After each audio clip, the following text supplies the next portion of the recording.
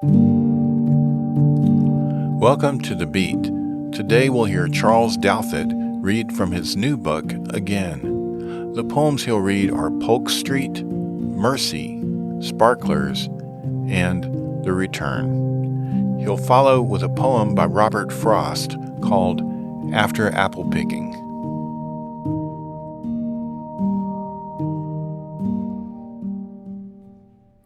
Polk Street. I don't remember who chose the shabby tavern on Polk Street, 3 blocks north of Market, only that we landed there afternoons after another tedious law school class, lounging at its lacquered mahogany bar, near the square, filthy, street-facing plate-glass window and its neon Miller's sign.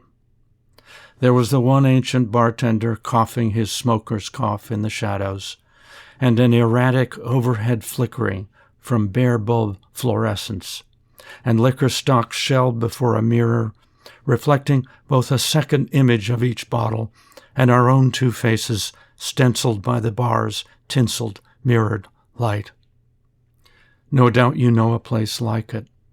There must be 1,000 places like it, but no other with my sister on the high leather stool beside me, lighting up a menthol Newport, sipping her vodka martini, still droll and sun-blonde, fresh and wicked clever, and cocky at 28 for all her weaknesses. I'd complain about our dull professors. She would make me laugh as only she could, turning the hour privileged and superb, reducing our current troubles to brief stations we'd glide through effortlessly together. Carolyn would do good work in the years ahead. She would draft laws still on the books in California, and before drink took over her life, she made the world better for people. For many people, those who know her work maintain. They say you can't go back, but I ask, what matters more after everything that happens? My sister slips a Newport from its box. I strike a match and watch the red glow of tobacco igniting as her cigarette nears my half-cupped hand. Fruitless, maybe, but I go back anyway, if only to save the merest fraction of her liveliness, even just the matchlight flaring her face. Though doubtless she'd argue, if she could, that I also return for last word in our lifelong debate. Calling for a fresh martini, swinging on her stool back my way, Carolyn cheerfully tries to persuade me again, and seriously, as if to persuade us all, that nothing, neither she nor I nor anything else, can be saved.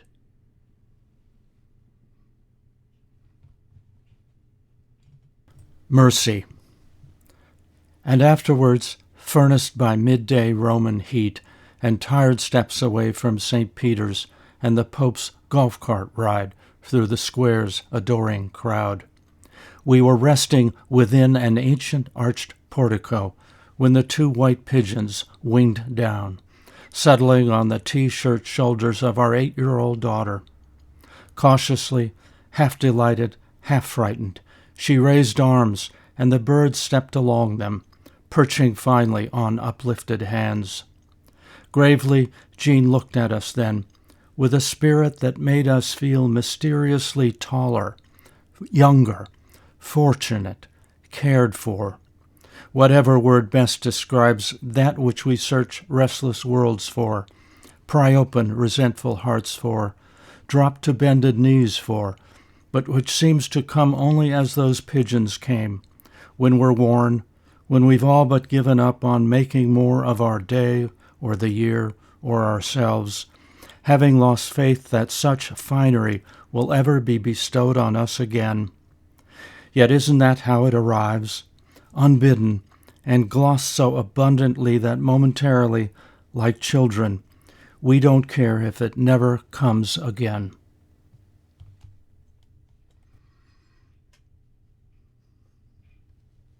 Sparklers.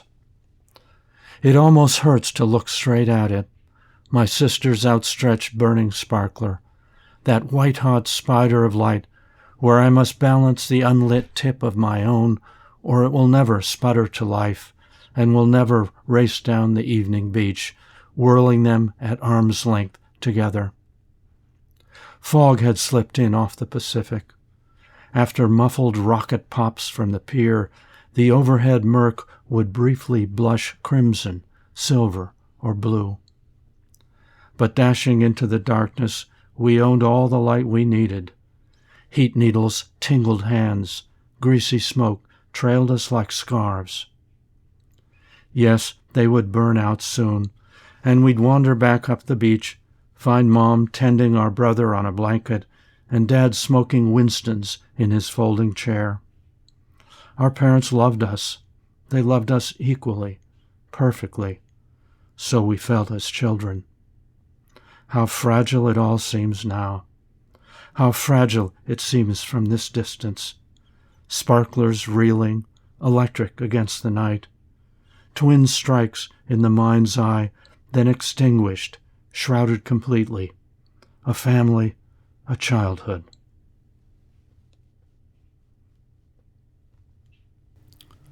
The Return.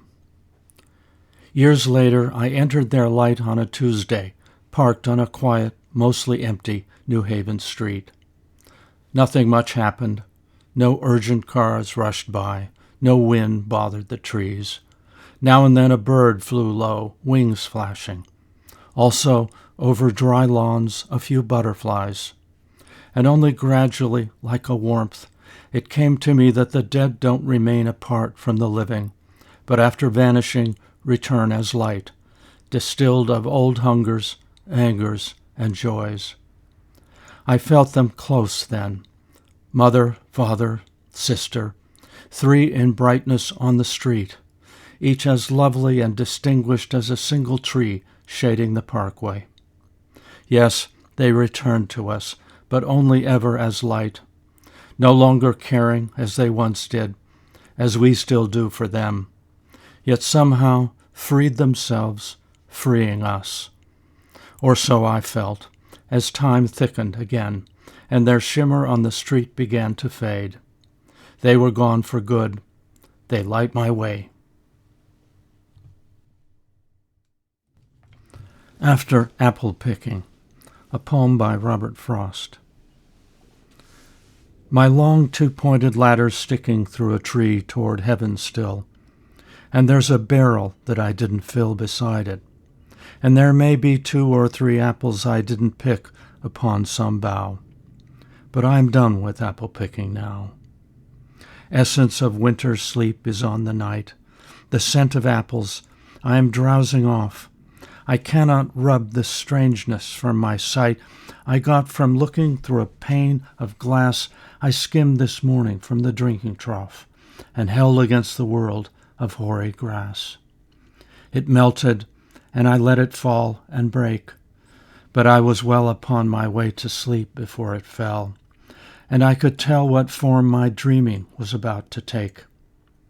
Magnified apples appear and disappear, stem end and blossom end, and every fleck of russet showing clear. My instep arch not only keeps the ache, it keeps the pressure of a ladder round. I feel the ladder sway as the boughs bend, and I keep hearing from the cellar bin the rumbling sound of load on load of apples coming in. For I have had too much of apple picking. I am overtired of the great harvest I myself desired.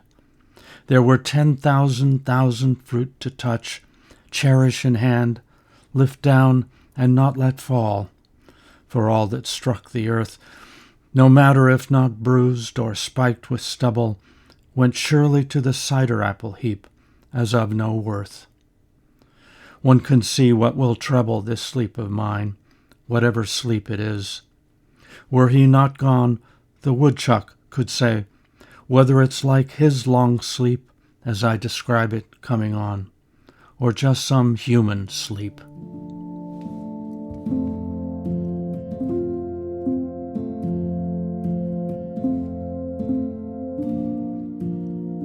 You just heard Charles Douthat read his poems Polk Street, Mercy, Sparklers, and The Return from his new book titled Again. He followed with After Apple Picking by Robert Frost.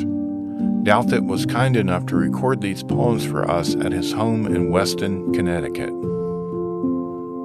Charles Douthat is a poet, retired litigator, and visual artist. Born and educated in California, he practiced law for many years in New Haven and began writing poems during a long midlife illness. His first collection, Blue for Oceans, received the PEN New England Award as the best book of poetry published in 2010 by a New England writer. Concerning Douthat's newest book, Again, the poet Alan Shapiro writes, "This book is impossible not to love." Douthat lives in Weston, Connecticut, with his wife, the artist Julie Leff. Robert Frost was born in 1874 in San Francisco. When he was just 10 years old, his father died, and Frost's family moved to Lawrence, Massachusetts to live with his paternal grandparents. Though Frost attended Dartmouth College and Harvard University, he never earned a formal degree. He spent much of his 20s and 30s farming and teaching. In 1912, he moved with his wife and children to England, where publishers were more receptive to his work.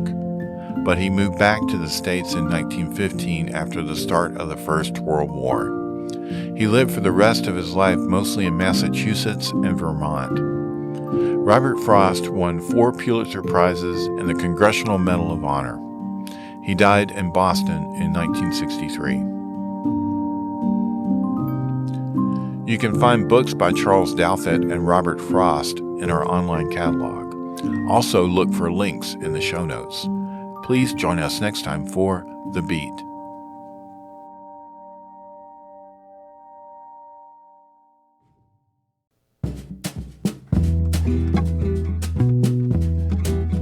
Thank you for listening to and sharing this podcast from Knox County Public Library in Knoxville, Tennessee. Music by Chad Crouch. Explore life-changing resources on our website, knoxcountylibrary.org. Find our podcasts under the Programs menu, including over 100 book and author talks. knoxcountylibrary.org, your essential connection for lifelong learning and information.